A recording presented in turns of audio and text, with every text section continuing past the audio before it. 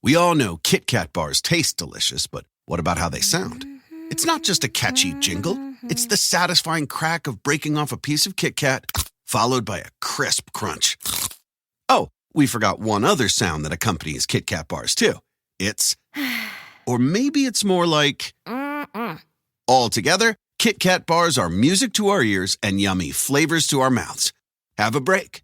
Have a Kit Kat.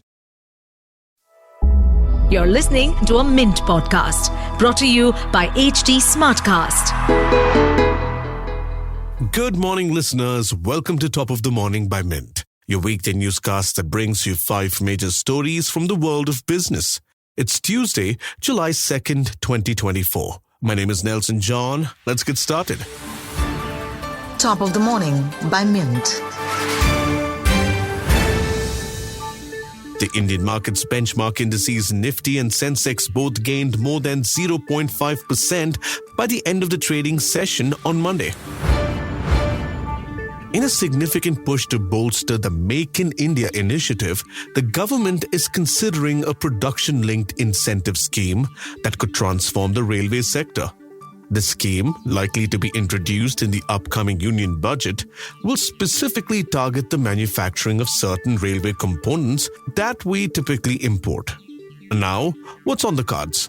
The government is thinking about offering incentives ranging from 5 to 10% for locally produced products like wheels, axles, and braking systems, crucial for modern train sets such as the Vande Bharat and green trains running on alternative fuels like hydrogen. They've proposed the scheme to last 3 years with an expected incentive pool of 1,000 to 1,500 crore rupees. Mint Subhash Narayan reports on the scheme aimed at making our rail component industry more robust and competitive. Indian investors have been showing unparalleled enthusiasm towards the defense sector, something that was seen post-World War II on Wall Street. Since its inception in January 2022, the Nifty India Defense Index has surged nearly 400%, overshadowing gains in other sectors.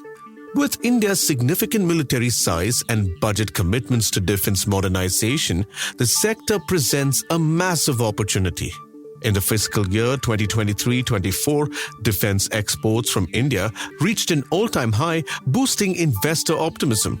However, the escalating stock prices have raised concerns about sustainability. Experts like Anirudh Garg from Invasset and George Thomas from Quantum AMC advised caution, pointing out that the sector might be overheated despite its growth potential. Mint's Abhishek Mukherjee takes a detailed look at whether defense stocks can armor plate your portfolio. In today's long story, private investors are increasingly initiating forensic audits earlier in their relationship with portfolio companies, aiming to identify and address potential financial and governance issues preemptively. This shift comes in response to significant financial losses caused by mismanagement in high-profile startups, leading to a more proactive approach in risk management. Previously, audits were typically conducted after issues surfaced, but now they're often triggered by early warning signs, enhancing the ability to manage risks effectively throughout the investment lifecycle. Mint startup correspondent Sneha Shah reports. The first half of the year was packed with big Bollywood releases like Fighter, Bade Miyan Chote Miyan, and Maidan. But even these star-studded films couldn't shake the Indian movie industry out of its slump. Box office collections dropped from 4,868 crore rupees in the first half of 2023 to 3,000 to 3,500 crore rupees this time around. Also partly because we had almost no new films during the Lok Sabha elections for about 2 months. Particularly, Bollywood's numbers were down by 400 to 500 crore rupees. Despite these flops, there's a silver lining with some smaller films. Movies like Crore, Article 370, and Munja did quite well, hinting that moviegoers are ready to return to the theaters if their content catches their eye. This shift towards smaller films is pretty stark compared to last year's blockbusters. It's not all gloomy. Malayalam cinema has been doing surprisingly well, with several hits like Manjumal Boys and Aadu Jeevitham, The Goat Life easily crossing the 100 crore mark. It seems they've managed to rake in nearly 71% of their last year's total in just the first 3 months of 2024. Mint's Lata Jha brings a wrap-up of the first half of the year for India's film industry.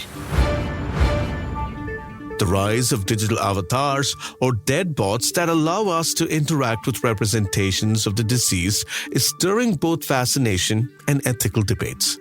Companies like Deep Brain AI, Hereafter AI, and Eternomy are pioneering services that enable the dead to have a form of digital presence, often inspired by popular media like the Pixar film Coco. The goal ranges from providing comfort and legacy planning to educational purposes, such as allowing students to interact with an avatar of Einstein discussing relativity. The potential of these technologies extend beyond simple memorials. They can perform at virtual concerts, offer family recipes, or guide medical students, almost like bringing the past into the present. Mint's Leslie DeMonte explains what dead bots are in today's primer. We'd love to hear your feedback on this podcast. Let us know by writing to us at feedback@thelifemint.com. You may send us feedback, tips, or anything that you feel we should be covering from your vantage point in the world of business and finance.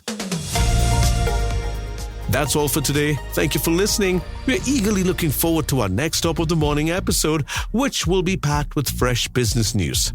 Until then, have a great day. Top of the Morning by Mint.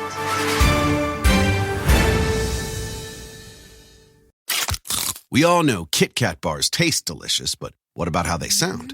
It's not just a catchy jingle. It's the satisfying crack of breaking off a piece of Kit Kat, followed by a crisp crunch. Oh, we forgot one other sound that accompanies Kit Kat bars too. It's, or maybe it's more like, altogether, Kit Kat bars are music to our ears and yummy flavors to our mouths. Have a break. Have a Kit Kat.